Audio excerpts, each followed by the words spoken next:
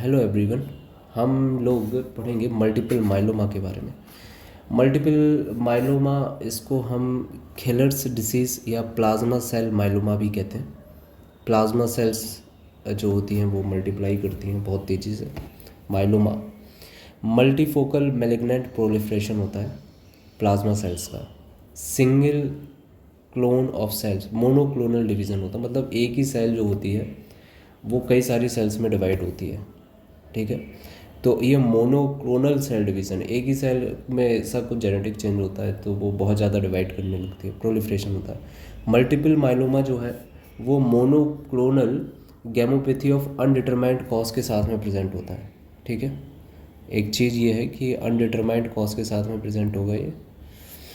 So monoclonal गैमोपैथी of undetermined significance, मक्स, ये risk बढ़ा देता है मल्टीपल माइलोमा का। ठीक है, जिनमें मक्स जो होता है ना वो ट्रांसफॉर्म हो जाता है मल्टीपल माइलोमा में।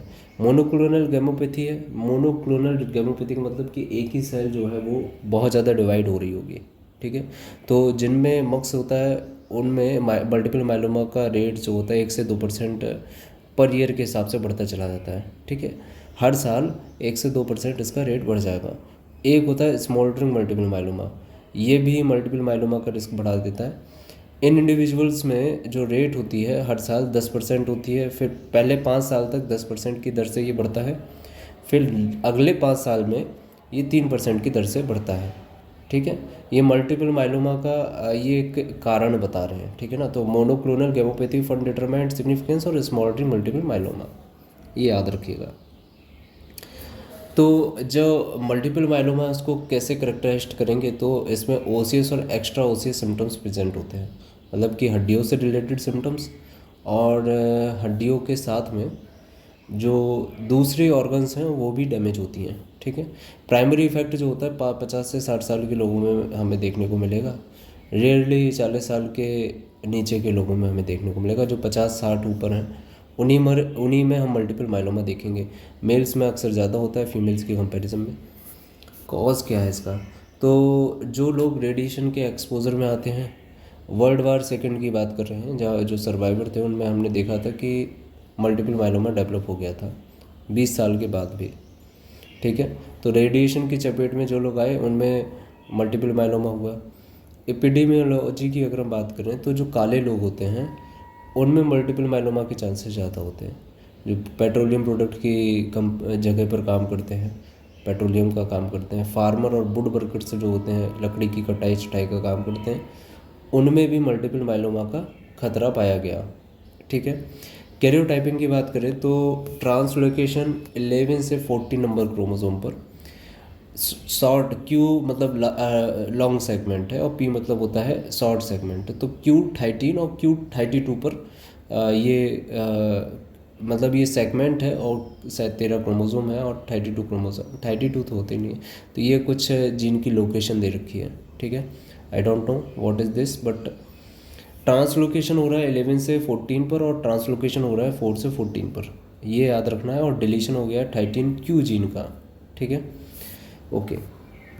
कुछ ऑन्कोजेंस और कुछ एंटी ऑन्कोजीन्स होते हैं।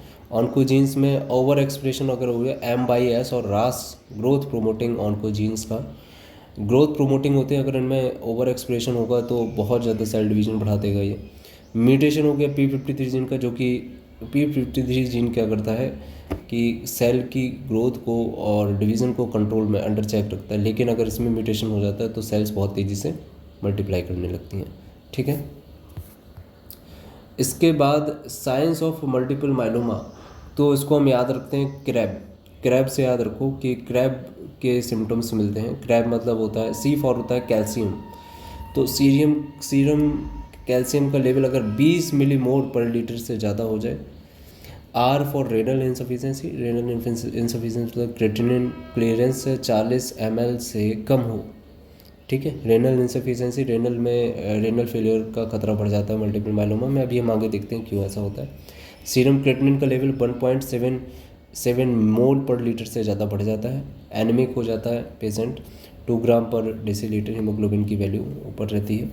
बोन्स में लेसेंस हम देखते हैं, ओस्टियोलाइटिक लेसेंस मिलते हैं हमें क्योंकि बोन्स से कैल्शियम का रीएब्जॉर्प्शन होने लगता है, कैल्शियम का डीकैल्सिफिकेशन होने लगता है बोन्स से, ठीक है ना।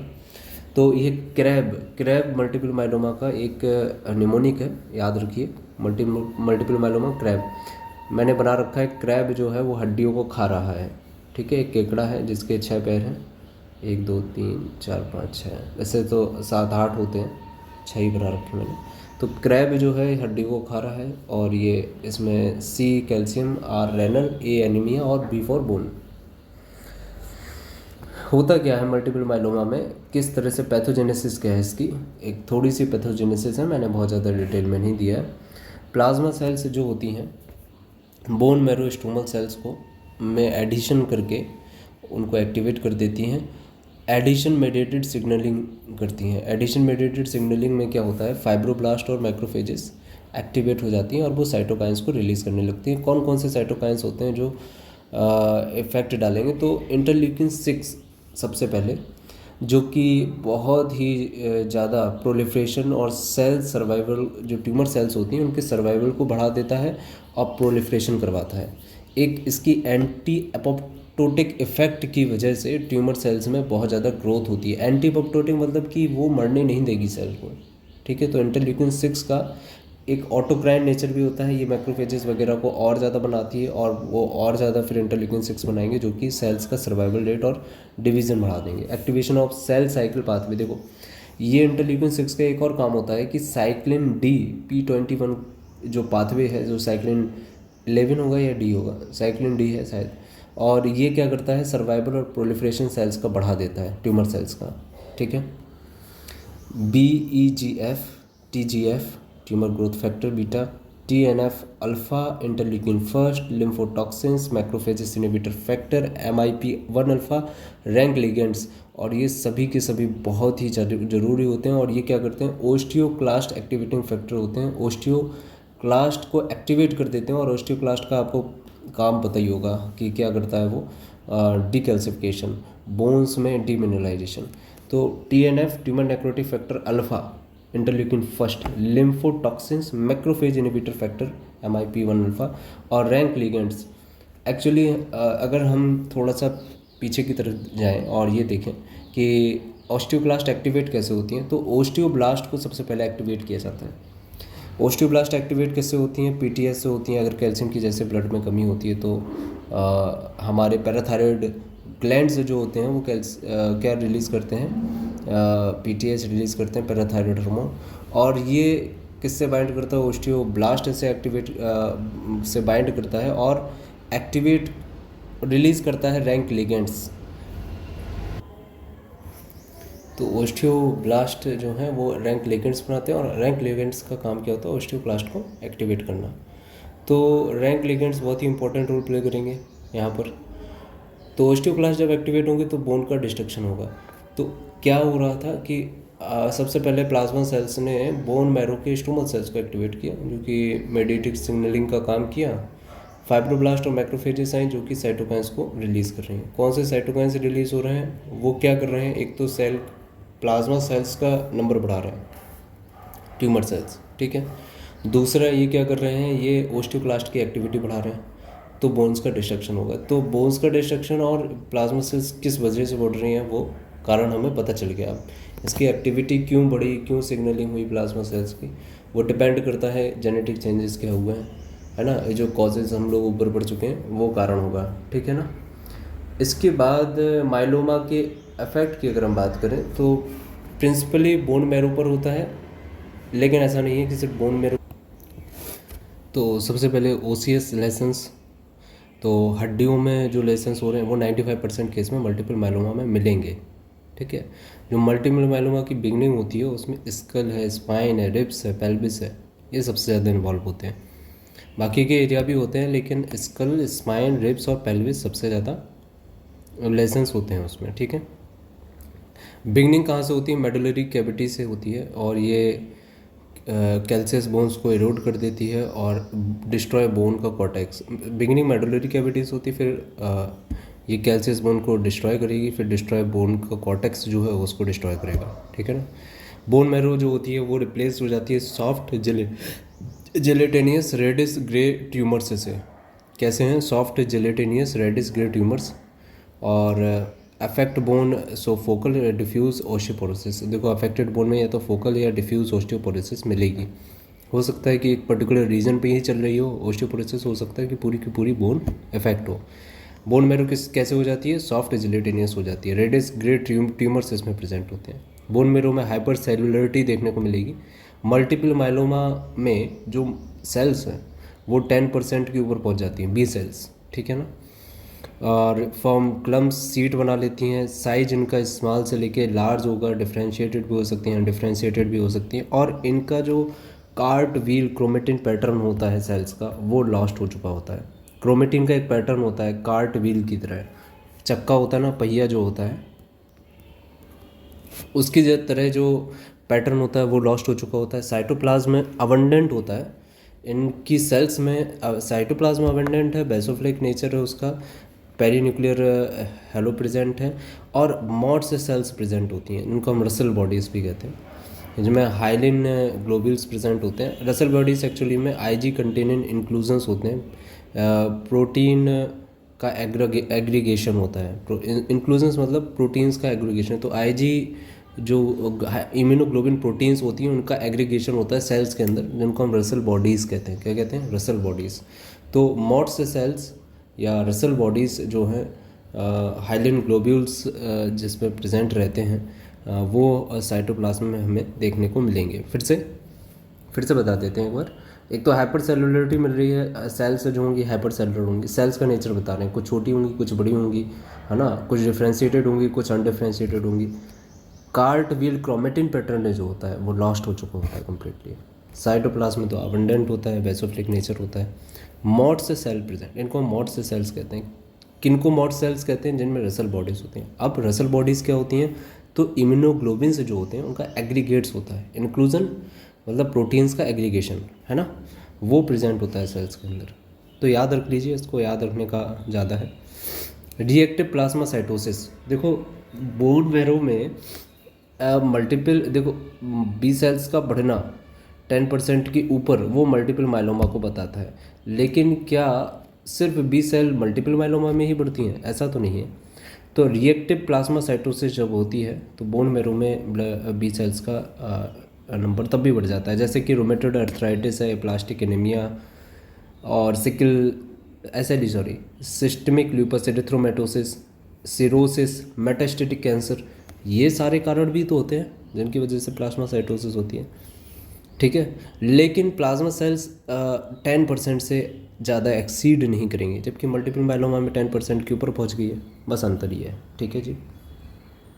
एक्स्ट्रा ओसियस रिलेशंस, देखो एक तो हो गए ओसियस रिलेशंस की ओसियस में क्यों हो रहा है, हड्डियों का ऑस्टियोक्लास्ट की एक्टिविटी बढ़ रही है, इसलिए हड्डियाँ जो हो रही है उनमें डीकैल्सिफिकेशन हो रहा है, डीमिनरलाइजेशन हो रहा है, कुछ भी कह सकते हैं। लेकिन जो हड्डियों के बाहर वाली चीज़ उनमें क्या क्या हो रहा है, जैसे ब्लड की अगर बात करें तो 50% पेशेंट में एटिपिकल प्लाज्मा सेल्स प्रेजेंट होती हैं ब्लड में। एनीमिया होता है क्योंकि सेल्स का प्रोडक्शन नहीं हो रहा, आरबीसीज का प्रोडक्शन, क्योंकि जो जगह आरबीसीज की प्रोजेनेटर सेल्स की थी वो किसने घेर ली है, बी सेल्स ने। बी सेल्स बहुत ज़्यादा बन रही है ना, तो आरबीसीज का बनने का कोई तुक ही नहीं बैठता। लेकिन क्योंकि सेल्स बन नहीं पा रही हैं, आरबीसीज बन नहीं पा रही हैं, इसलिए उनका नेचर कैसा रहेगा, नॉर्मोसाइटिक और नॉर्मोक्रोमिक रहेगा। ना तो हीमोग्लोबिन की कमी है और ना ही उनके साइज और शेप में कोई अंतर आएगा, ठीक है ना। तो एनीमिया हो रहा है, आरबीसीज के जो स्ट्रक्चर है उसमें कोई चेंज नहीं आ रहा है, ठीक है। रेड सेल्स रोलेक्स फॉर्मेशन होता है ड्यू टू हाइपरविस्कोसिटी। देखो ब्लड की हाइपरविस्कोसिटी होना तय है, क्योंकि बी सेल्स बहुत ज़्यादा बन रही है तो हाइपरविस्कस हो जाएगा। ESR एरिथ्रोसाइट सेडिमेंटेशन रेट बढ़ जाएगा, ठीक है। किडनी में माइलोमा, देखो माइलोमा किडनी में माइलोमा नेफ्रोसिस हो जाती है। ऐसा क्यों हो रहा है, वेंस जोन्स प्रोटीन्स का डिपोजिशन होना, तो लाइट चेन प्रोटीन्स का फिल्ट्रेशन होता है। एक्चुअली क्या होता है कि जब बी सेल्स बहुत ज़्यादा बनती हैं तो बी सेल्स एंटीबॉडीज़ बनाती हैं, एबनॉर्मल एंटीबॉडीज़ का फॉर्मेशन होना, यानी कि खासकर ये लाइट चेन का प्रोडक्शन करती हैं। देखो एंटीबॉडी बनी होती है हैवी चेन से, लाइट चेन से, हैवी चेन और लाइट चेन मिलकर एंटीबॉडी बनाती है। लेकिन इसमें जब लाइट चेन का बहुत ज़्यादा प्रोडक्शन होगा, तो जब लाइट चेन का बहुत ज़्यादा प्रोडक्शन होता है तो ये फिल्टर भी होती हैं, लाइट चेन प्रोटीन्स फिल्टर होती हैं जिनको हम बेन जोन्स प्रोटीन भी कहते हैं, बीजेपी। और पीपीटी प्रिसिपिटेट होता है, डीसीटी में ये प्रिसिपिटेट हो जाती है in combination with Tamm Horsfall proteins. Tamm Horsfall protein uromodulin भी कहते हैं जिसको, जो कि यूरिन में निकलते हैं लेकिन बहुत मिनिमम अमाउंट में, लेकिन यहाँ पर क्योंकि डीसीटी में डैमेज हो रहा है तो ये बेन जोन्स प्रोटीन्स के साथ में निकलती हैं, ठीक है, टेम हॉर्सफॉल प्रोटीन के साथ में। बेन जोन्स प्रोटीन और टेम हॉर्सफॉल प्रोटीन के साथ में निकलती हैं, ठीक है ना, एज ए ट्यूबुलर कास्ट की तरह, ठीक है। और from multinucleated giant cells, tubular cast जो कि मल्टी न्यूक्लिएटेड जैन सेल्स है।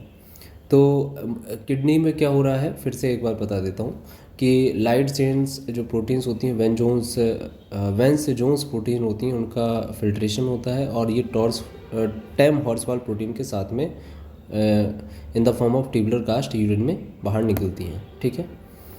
माइलोमा न्यूरोपैथी की अगर हम बात करें तो क्या होता है, नर्व्स के ट्रंक में पॉलीन्यूरोपैथी देखने को मिलती है, नर्व्स डैमेज होती हैं इसमें। और ड्यू टू अटैक ऑफ ये जो प्रोटीन्स बन रही हैं, जो एंटीबॉडीज़ बन रही हैं, ये एंटीबॉडीज़ का डिफरेंट जगह पर डिपोजिशन होता है, जिसको हम किस नाम से जानते हैं, एमाइलोइडोसिस, है ना। तो एमाइलोइडोसिस में तो हमें पता है कि अलग अलग ऑर्गन्स में ये जो एबनॉर्मल प्रोटीन्स हैं, एबनॉर्मल लाइट चेन्स होती हैं जो कि बी सेल्स के द्वारा बनाई जा रही हैं, उनका डिपोजिशन होगा अलग अलग ऑर्गन्स में। तो ऑर्गन कौन कौन सी हैं, एक तो किडनी हो गया, नर्व्स हो गई, है ना। Systemic amyloidosis 10% of multiple myeloma में ये प्रेजेंट होगा, ठीक। तो ये कुछ एक्स्ट्रा ओसीएस हमें सिम्टम्स या एक्स्ट्रा ओसीएस हमें लेसेंस देखने को मिलेंगे। एक हो गए ओसीएस, एक हो गए एक्स्ट्रा ओसीएस लेसेंस, ब्लड में, किडनी में, न्यूरोपैथी नर्व्स में और एमाइलोइडोसिस, है ना। और एमाइलोइडोसिस में तो लगभग सारी ऑर्गन्स इफेक्टेड होती हैं। बोन पेन क्लिनिकल फीचर्स क्या क्या होंगे, तो बोन पेन होगा, डेफिनेटली होने वाला। पैथोलॉजिकल फ्रैक्चर्स होते हैं, पैथोलॉजिकल क्यों कह रहे हैं, क्योंकि किसी बीमारी की वजह से बोन्स कमज़ोर हो रही है, ठीक है, टूटा नहीं है, वैसे नहीं टूटा, एक्सीडेंट की वजह से फ्रैक्चर नहीं हुआ, पैथोलॉजिकली किसी बीमारी की वजह से फ्रैक्चर हो रहा है, ठीक है, इसको हम पैथोलॉजिकल फ्रैक्चर कहते हैं। लोकलाइज्ड पेन रहेगा, ट्यूमर सेल्स प्रेजेंट होंगी मैरो में, ये तो पता ही, हाइपर सेलुलरिटी हो रही है, ऊपर पड़ चुके हैं। जो भी चीज़ समझ में नहीं आए ना, एक बार फिर से वीडियो को चला दीजिएगा, मेरे को लगता है फिर समझ में आ जाएगा, ठीक है। ओस्टियोब्लास्ट का एक्टिवेशन हो रहा है, बोन्स को डिस्ट्रॉय कर रहा है और सुपरफिशियल इन्फेक्शन का खतरा बढ़ जाता है। देखो एंटीबॉडीज़ बन रही हैं, लेकिन क्या एंटीबॉडीज़ उसी तरह से काम करेंगी जैसे नॉर्मल एंटीबॉडीज़ काम करती हैं? क्या वो बी सेल्स जो मल्टीपल माइलोमा की हैं, क्या वो इसी तरह से एंटीबॉडीज़ का प्रोडक्शन करेंगी जैसे कि नॉर्मल बी सेल्स कर रही थी? नहीं, क्योंकि अभी बी सेल्स डिफेक्टिव हैं और एबनॉर्मल एंटीबॉडीज़ का प्रोडक्शन हो रहा है, तो जाहिर सी बात है कि हमारे बॉडी की इम्यूनिटी गिरने वाली है। तो जब इम्यूनिटी गिरेगी तो निमोनिया और पाइलोनेफ्राइटिस, जो भी अपॉर्चुनिस्टिक इन्फेक्शंस होते हैं, उनके चांसेस बढ़ जाते हैं। रेनल फेलियर के चांसेस 25% 50% होते हैं due to hypercalcaemia. Definitely calcium का लेवल अगर ब्लड में बढ़ेगा, कैल्शियम स्टोन का खतरा बढ़ेगा, हाइपर कैल्सिनोसिस का खतरा बढ़ेगा, है ना। कैल्शियम का डिपोजिशन होने लगता है। एक्चुअली कैल्शियम जो है वो एल्कलाइन प्रिय होता है, जहाँ एल्कलाइन मीडियम होता है उसकी तरफ भागता है। तो डीसीटी की अगर हम बात करें तो कैल्शियम उसके आसपास डिपॉजिट होने लगता है। तो ये बहुत सारी मेटाबॉलिज्म जो पानी का एब्जॉर्प्शन है और इसको घटा देता है, डायूरिसिस होने लगती है, H2O जाने लगता है ना। आयंस का एक्सचेंज नहीं हो पाएगा प्रॉपर तरह से, डिपोजिशन, इसको हम कहते हैं कैल्सिनोसिस, है ना। और क्या होगा कि कैल्शियम का डिपोजिशन होगा तो स्टोन्स का फॉर्मेशन होगा। Amyloid deposition, hyperuricaemia, necrosis of tumour mass, myeloma cell infiltration, ये रेनल फेलियर के कुछ कारण हैं, 25-50%, ठीक है। एनीमिया हम लोग देख ही रहे हैं, एनीमिक कंडीशन रहेगी, आरबीसीज बन नहीं पा रही हैं, ब्लीडिंग होगी क्योंकि प्लेटलेट्स भी नहीं बन पा रही हैं, आरबीसीज भी नहीं बन पाएंगी, प्लेटलेट्स भी नहीं बन पाएंगी, हाइपर विस्कोसिटी हो रही है, हाइपर ग्लोबिनेमिया है, लाइट चेन का बहुत ज़्यादा प्रोडक्शन हो रहा है। इसको याद कैसे, और क्या सिम्टम मिलेंगे? पोएम मतलब होता है polyneuropathy, organomegaly, E for endocrinopathy, M for multiple myeloma, S for skin के कुछ सिम्टम्स, 1% केसेस में ये भी मिलते हैं। ठीक है, सिम्टम्स बता रहा था मैं, एक तो बोन पेन हो गया, ये तो एक हो गया, सुपरफिशियल इन्फेक्शन हो गया, रेनल फेलियर होने के चांसेस बढ़ जाते हैं, किडनी स्टोन मिलेगा, और एनीमिक कंडीशन रहेगी, प्लेटलेट्स कम होने की वजह से, थ्रोम्बोसाइटोपिनिया, हाइपर विस्कोसिटी, बहुत ज़्यादा एंटीबॉडीज़ के बनने की वजह से। डायग्नोसिस की अगर हम बात करें तो प्लाज्मा साइटोसिस 10% के ऊपर मिलना ही है, हड्डियों में लेसेंस प्रेजेंट होना मिलना ही है, और एम कंपोनेंट सीरम में, यूरिन में मिलता है। सीरम प्रोटीन्स में कंसंट्रेशन पैरा प्रोटीनेमिया हो जाता है। Paraproteins, M proteins, M component, M spike, spike protein, M band, किसी भी नाम से आप इसको बोल सकते हैं एम कंपोनेंट को। ये एक्चुअली एबनॉर्मल इम्यूनोग्लोबिन्स होती हैं और उनके कुछ पार्ट होते हैं जो कि ब्लड में सर्कुलेट कर रहे होते हैं, उनको हम पैरा प्रोटीन और एम प्रोटीन या M component, M spike, spike protein, M band, कुछ भी बुला सकते हो। 2/3 जो होते हैं वो एक्सक्रीट होते हैं as a Bence Jones, light chain, kappa, lambda और Bence Jones paraproteins, M band component in region of gamma globulin. ठीक है, ये इनके नाम हैं। ये फिल्टर होते हैं, मैंने बताया था किडनी से फिल्टर होते हैं और किडनी को डैमेज करने का काम करते हैं। ठीक है, मोस्ट फ्रिक्वेंटली पैरा प्रोटीन कौन सी होती है? IgG, इम्यूनोग्लोबिन जी जो है वो सबसे पैरा प्रोटीन सबसे ज़्यादा अमाउंट में 50%, फिर A 25% और फिर D 1%। ठीक है, एंटीबॉडीज़ जो बन रही है पैरा प्रोटीन्स, एम प्रोटीन्स कहते हैं, और ये इम्यूनोग्लोबिन्स होती हैं और एबनॉर्मल इम्यूनोग्लोबिन्स होती हैं, IgG जो होती हैं 50%। ठीक है, एक चार्ट है जो कि बहुत ज़रूरी होता है, नॉर्मल सीरम पैटर्न जो है, तो उसके बारे में कुछ बता रहे हैं। तो एल्बुमिन की अगर हम बात करें तो एल्बुमिन, क्योंकि हमारे ब्लड में प्रोटीन्स होती हैं, सभी लोगों ने पढ़ा होगा, तो एल्बुमिन प्रोटीन्स जो होती हैं उनकी मात्रा सबसे ज़्यादा होती है। फिर अल्फ़ा 1 और अल्फ़ा 2 जो होती हैं उनका लेवल बता रखा है। अल्फ़ा 1 में अल्फ़ा 1 एंटीट्रिप्सिन, TBG। अच्छा, एल्बुमिन तो ठीक है, ग्लोबुलिन क्या काम करती है? ट्रांसपोर्टेशन का काम करती है, तो ट्रांसपोर्टेशन प्रोटीन ज़्यादा होती है ग्लोबुलिन। अल्फ़ा 1 एंटीट्रिप्सिन है, एंटीट्रिप्सिन का हम अल्फ़ा 1 एंटीट्रिप्सिन का रोल हम देखते हैं एम्फाइज़मा में कि उसकी एक्टिविटी कम हो जाती है, इस वजह से एम्फाइज़मा हो जाता है। TBG थायराइड बाइंडिंग ग्लोबुलिन में भी, और ट्रांसकॉर्टिन, ये सब ट्रांसपोर्टर प्रोटीन है।